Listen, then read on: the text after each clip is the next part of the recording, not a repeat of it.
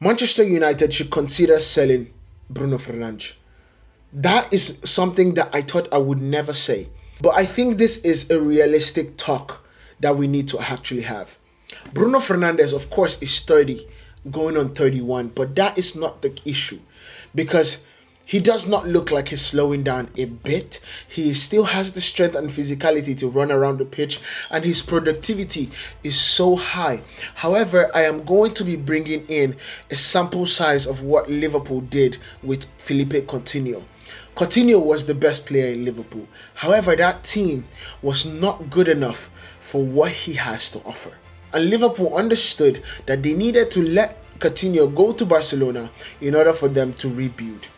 Manchester United are being offered, I believe, £120 million, if I'm not mistaken, for Bruno's services to Saudi.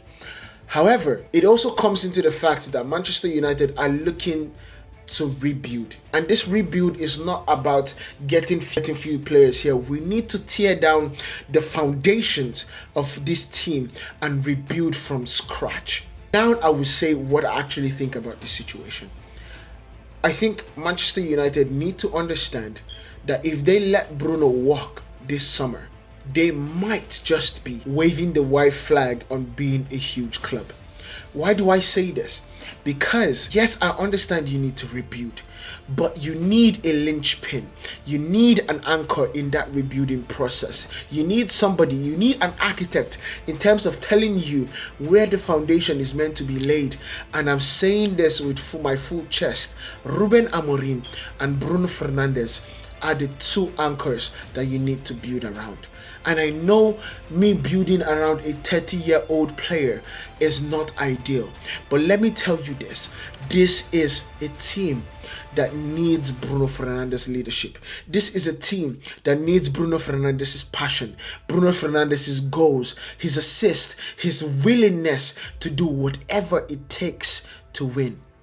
And when you have that, you can build around it with the likes of Cunha, with the likes of Victor Osimhen or Gyökeres, with somebody like Edison in the midfield that would not only support him and give him the license to go forward, but also do the defensive work when Ugarte is not doing the same thing. This is what I think is a formula for success for Manchester United. We need to get dynamic players around Bruno for Bruno to focus on being creative and not focus on retaining the ball or focus on gaining the ball back. Let me know what you guys think about this. I'll see you guys in the next one.